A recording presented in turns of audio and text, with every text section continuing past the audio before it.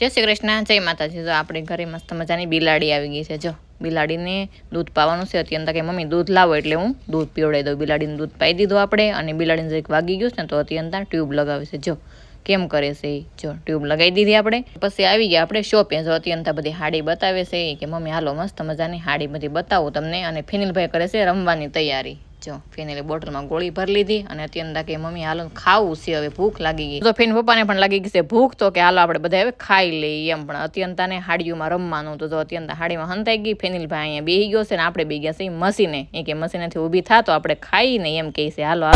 તો મેં ફેન પપ્પાને કહી દીધું કે હમણાં તમે ખવું, કારણ કે આપણે જવાનું છે બહાર જમવા. અમારે ક્યાં બહાર જમવા જવાનું છે તમે ખાસ કોમેન્ટ કરો ને ક્યાં જવાનું છે. તો આપણે જો બ્લાઉઝ સીવવા મળ્યા ને આવી ગયા છે ભાવબેનના ઘરે જમવા. જો મસ્ત પાઉંભાજી બનાવી નાખી, સાસ છે.